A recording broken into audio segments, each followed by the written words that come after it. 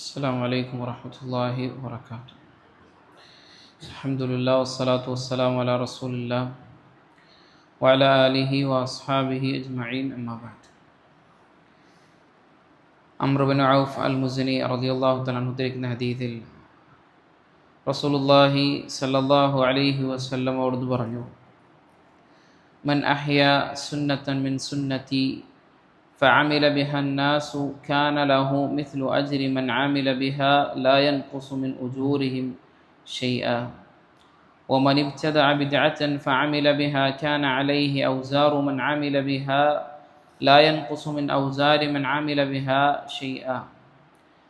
റസൂലുള്ളാഹി സ്വല്ലല്ലാഹു അലൈഹി വസല്ലം അവിടുന്ന് പറഞ്ഞു, മൻ അഹ്യ സുന്നത്തൻ, ആരെങ്കിലും ഒരു സുന്നത്തിനെ അവൻ ജീവിപ്പിച്ചാൽ, മിൻ സുന്നത്തി, എൻ്റെ സുന്നത്തുകളിൽപ്പെട്ട ഏതെങ്കിലും ഒരു സുന്നത്തിനെ ഒരാൾ ജീവിപ്പിച്ചാൽ, ഫഅമില ബിഹ അന്നാസു, എന്നിട്ട് അതിനുശേഷം ജനങ്ങളും അത് കണ്ടുകൊണ്ട് മറ്റാളുകളും ആ സുന്നത്തിനെ പ്രവർത്തിച്ചു, ജീവിതത്തിൽ കൊണ്ടുവന്നു എങ്കിൽ, കാന ലഹു മിസ്ലു അജ്രി മൻ അമില ബിഹ ലാ യൻഖുസു മിൻ ഉജൂരിഹിം ഷൈഅ, ആ വ്യക്തിക്കും ആദ്യം ചെയ്ത ആ വ്യക്തിക്ക് മറ്റുള്ള ആളുകളെല്ലാം പ്രവർത്തിക്കുന്നതിൻ്റെ സമാനമായ പ്രതിഫലം ഈ വ്യക്തിക്കും ലഭിക്കുന്നതാണ്.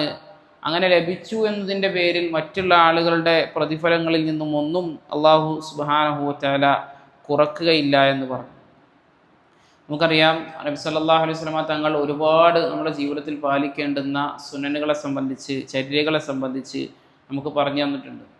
ആ ചര്യകൾ നമ്മളെ ജീവിതത്തിൽ നമ്മൾ കൊണ്ടുവരികയും നമ്മളെ കണ്ടുകൊണ്ട് അതല്ലെങ്കിൽ നമ്മൾ എത്തിച്ചു കൊടുത്തുകൊണ്ട് മറ്റുള്ള ആളുകളും കൂടി അത് ചെയ്യുകയാണെങ്കിൽ മറ്റുള്ള ആളുകൾ ചെയ്യുന്നതിൻ്റെയും കൂടെ പ്രതിഫലം സമാനമായിക്കൊണ്ട് നമുക്ക് ലഭിക്കുമെന്നാണ് നബി സല്ലല്ലാഹു അലൈഹി വസല്ലമിൻ്റെ ഹദീസിലൂടെ നമുക്ക് പഠിപ്പിച്ചു തരുന്നത്. വീണ്ടും അവിടുന്ന് പറഞ്ഞു, വമൻ ഇബ്തദഅ ബിദ്അതൻ, ആരെങ്കിലും ഒരു നവീനമായ ഒരു പുതുതായ ഒരു കാര്യം ചെയ്താൽ, ഫഅമില ബിഹ, എന്നിട്ട് അത് മുഖാന്തരം അവൻ അമൽ ചെയ്യുകയും ചെയ്തു, എന്നാൽ കാന അലൈഹി ഔസാറു മൻ അമില ബിഹാ ലാ യൻഖുസു മിൻ ഔസാരി മൻ അമില ബിഹാ ഷൈഅൻ, എന്നാൽ അങ്ങനെ മറ്റുള്ളവരും കൂടി ആ വിദഅത്ത് ഏറ്റെടുത്തുകൊണ്ട് അവരും അവരുടെ ജീവിതത്തിൽ കൊണ്ടുവന്നു കഴിഞ്ഞാൽ അതിന് എന്തൊരു ശിക്ഷയാണോ, എന്തൊരു പാപമാണോ, കുറ്റമാണോ ലഭിക്കുന്നത്, ആ കുറ്റം ആ ആദ്യം ചെയ്ത മനുഷ്യനും ലഭിച്ചുകൊണ്ടേയിരിക്കും.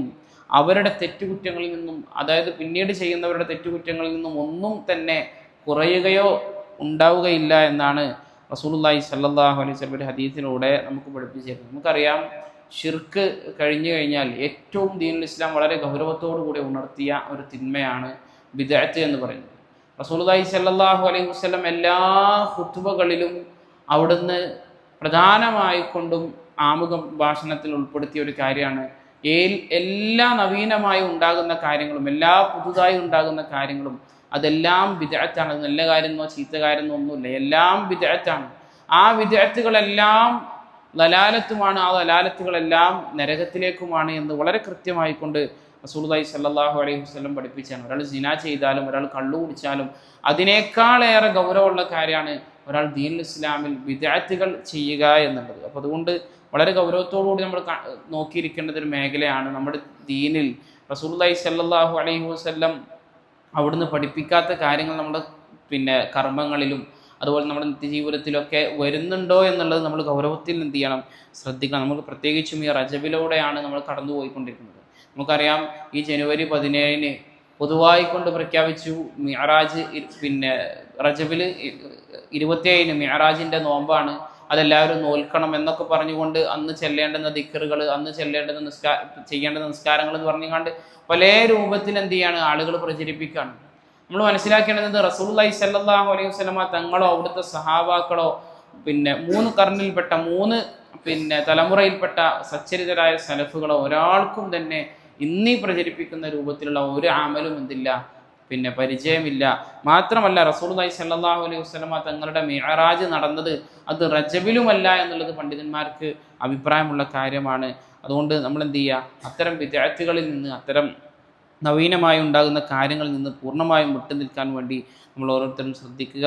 അല്ലാഹു സുബ്ഹാനഹു വ തആല കാര്യങ്ങളെ കൃത്യമായി മനസ്സിലാക്കാനും അതനുസരിച്ച് ജീവിതത്തിൽ പ്രാവർത്തികമാക്കാനും എല്ലാമുള്ള തൗഫീഖ് നമുക്ക് ഏവർക്കും നൽകി അനുഗ്രഹിക്കുമാറാകട്ടെ. സുബ്ഹാനകല്ലാഹുമ്മ വബിഹംദിക അശ്ഹദു അല്ലാ ഇലാഹ ഇല്ലാ അൻത അസ്തഗ്ഫിറുക വ അതൂബു ഇലൈക്. അസ്സലാമു അലൈക്കും വറഹ്മത്തുള്ളാഹി വബറകാതുഹു.